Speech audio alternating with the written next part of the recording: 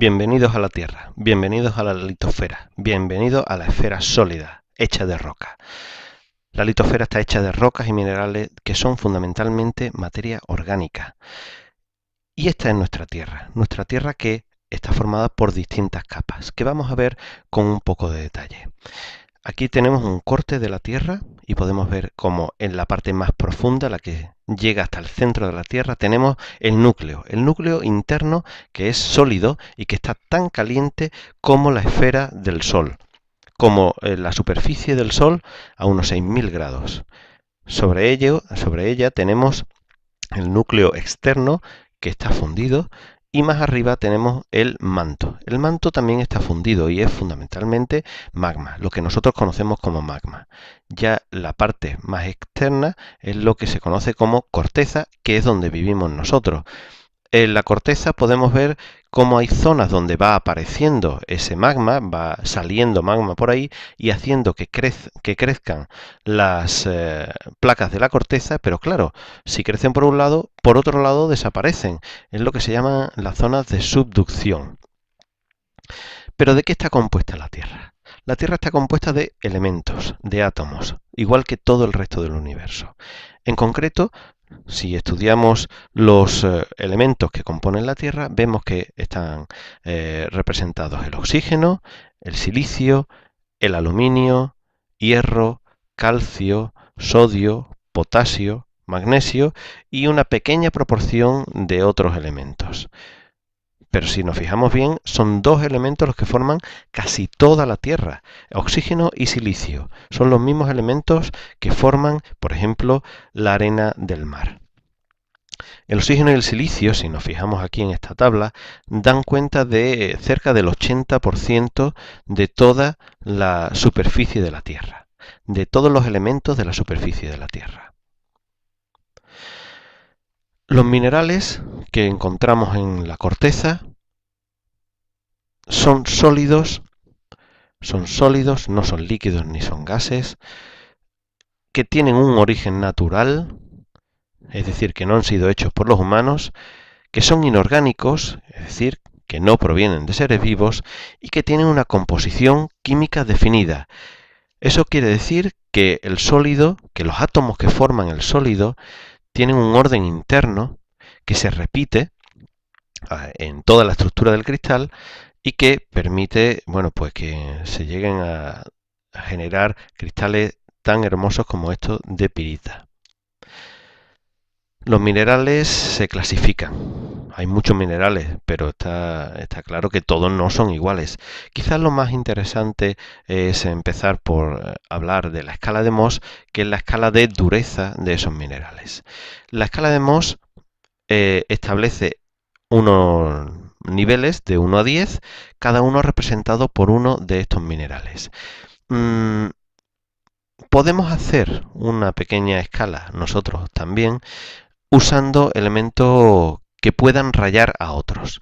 La cuestión está en que una sustancia que raya a otra significa que es más dura. Así, por ejemplo, la uña raya al yeso y raya al talco porque es más dura que estos dos. Sin embargo, la calcita es más dura que la uña y, por tanto, pues podríamos decir que la dureza de la uña está entre 2 y 3. De la misma manera, un cuchillo estaría algo por encima de 5, pero por debajo de 6. Si nos vamos al diamante, solamente otro diamante va a ser capaz de rayarlo. Pero los minerales no solamente se clasifican por su dureza, también hay otras cosas que los hacen especialmente interesantes. Para empezar, color y brillo. El color y el brillo ya nos dan una buena información de qué mineral es el que tenemos delante. Y cuando no tenemos muy claro, ¿qué es lo que hacemos? Pues rayarlo. Las rayas que se forman en los distintos minerales son muy características de cada uno de esos minerales. De la misma manera que la raya es muy interesante para distinguirlo, la fractura, la manera en que se rompe ese mineral también nos sirve. Todo eso, todas esas propiedades nos ayudan a clasificar los minerales. Las rocas son conjuntos de minerales, son mezclas de minerales. Hay un tipo especial de roca que es el petróleo, que es la única roca que no está en estado sólido, sino en estado líquido. Las rocas que podemos encontrar fundamentalmente son de tres tipos: ígneas, sedimentarias y metamórficas. Pero vamos a entrar un poco en detalle a ver qué significa esto. Para eso vamos a utilizar este esquema. Como pueden ver aquí, tenemos una cámara, aquí abajo una cámara de magma. Ese magma puede llegar a la superficie a través de un tubo volcánico, y ese magma, esa lava que corre por la ladera del volcán y se enfría en la superficie, da lugar a lo que se llaman rocas volcánicas. Por tanto, rocas volcánicas son magma enfriado en la superficie. Pero a veces ese magma no llega a la superficie. Aquí podemos ver cómo el magma se queda justo por debajo, pero a veces se queda mucho más profundo. Ese magma se enfría, pero mucho más lentamente, y las características de las rocas que se forman también es distinto. Esas rocas se llaman plutónicas. Son rocas que se enfrían dentro de la corteza de la Tierra. Esa roca de la superficie está sometida a erosión, está sometida a las inclemencias del tiempo, al agua, a la lluvia, a los ríos, a los glaciares, al viento, y se va disgregando poco a poco y se ven transportados esos pequeños fragmentos que se forman al fondo de los océanos, fondo de los lagos o a valles, formando esas capas de sedimentos. Las capas de sedimentos más modernas se colocan sobre las capas de sedimentos más antiguas. A medida que van pasando los años, más y más años, se van formando más y más capas de sedimento. Las últimas están sometidas a grandes presiones por todo el peso que tienen que soportar de todas las capas que tienen encima. Esas capas a más profundidad se ven... esas capas a más profundidad ven cómo sus sedimentos se van compactando y acumulando hasta formar no ya conjuntos de sedimentos, sino reales bloques de roca. Esas son las que se llaman rocas sedimentarias. Las rocas sedimentarias forman esos estratos, esas capas paralelas, que realmente no permiten distinguir sedimentos en ellas, sino que están hechas un bloque. Sin embargo, si las rocas son muy antiguas, pues se han ido hundiendo más hasta llegar a estar en contacto con el magma. Hay una zona aquí especialmente interesante. Es la zona en la que las rocas están a muy alta temperatura por estar en contacto con el magma, a muy alta presión por tener toda esta capa de rocas encima de ellas, pero no han llegado a fundirse. Los cambios que se producen en ellas son importantes, pero no han llegado a fundirse. Esas son las que se llaman rocas metamórficas.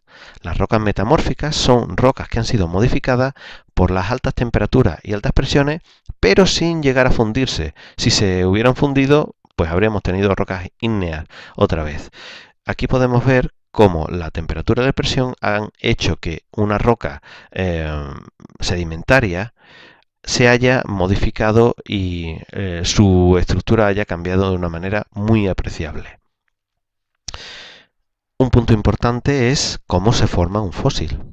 Un fósil es un resto de un ser vivo que ha permanecido, bien el resto del ser vivo o restos de su presencia, de su huella. En el caso de un ser vivo como un pez que haya muerto en el fondo de un lago, pues se irá al fondo. Allí en el fondo se verá cubierto poco a poco por los sedimentos que se van acumulando y que lo irán cubriendo completamente. Ese esqueleto de pez quedará cubierto en una capa de lo que ahora es el fondo marino, sobre el que se va desarrollando la vida en siguientes etapas que también irán muriendo e irán cubriéndose a su vez de otros sedimentos, formando capas desde las más antiguas a las más modernas. Las más antiguas quedan abajo y las más modernas quedan arriba. Pero los movimientos de la Tierra pueden hacer que la disposición de esas capas cambien, se inclinen e incluso permitan que lleguen a la luz, donde el investigador puede encontrar y empezar a estudiar con un poco de detalle. Pero, ¿dónde nos podemos encontrar esos fósiles? ¿En cualquier sitio? Bueno, creo que no. En primer lugar, yo no buscaría fósiles dentro del magma. Ahí la roca se ha fundido y lo que quiera que hubiera allí dentro no ha dejado restos. Tampoco me iría a las rocas metamórficas, porque las presiones y temperaturas que, aunque no han llegado a fundirlo, han modificado la roca de manera muy intensa y muy apreciable, seguramente hayan acabado con todos los restos que se pudieran encontrar. Tendría que irme a rocas sedimentarias. Rocas sedimentarias donde es mucho más probable encontrar esos restos. Pero las rocas no son estáticas. Pueden ser millones de años, tienen millones de años de antigüedad, pero siguen su propio ciclo, mucho más lento, pero siguen su propio ciclo. Podemos entender, por empezar en algún sitio, que las rocas nacen como magma enfriado. Acordémonos que podría ser enfriado en la superficie, como roca volcánica, o enfriado dentro de la corteza terrestre como roca plutónica.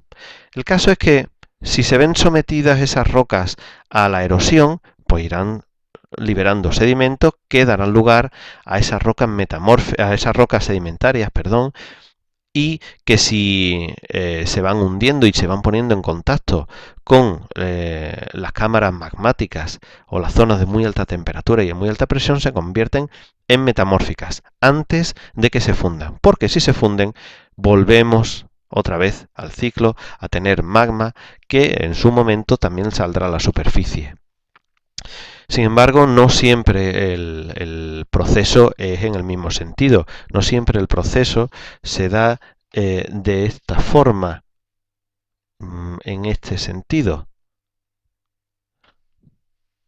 A veces también podemos ver que las rocas ígneas se convierten en metamórficas, que las rocas plutónicas que se habían enfriado en el interior de la corteza debido a la cámara magmática pues también sufren modificaciones, y que las rocas metamórficas que por alguna razón, por ejemplo el movimiento de la Tierra, los movimientos tectónicos o los terremotos han salido a la superficie, se disgregan, se erosionan y forman rocas sedimentarias. Hasta aquí creo que como introducción está bien. Vamos a hacer un pequeño resumen. La litosfera es la parte sólida de la Tierra y está formada por núcleo, manto y corteza. La corteza está formada por minerales y rocas. Los minerales tienen una serie de características como son el brillo, el color, la fractura, la dureza, las rayas, que permiten clasificarlos. Y las rocas también podemos clasificarlas en distintos tipos, en rocas ígneas, que a su vez contienen rocas volcánicas y rocas plutónicas, rocas sedimentarias y rocas metamórficas. Y hemos visto cómo las rocas no son estáticas, sino que permiten ir desplazándose de un tipo a otro conforme pasan los años. Y hasta aquí, muchas gracias por vuestra atención, nos vemos en clase.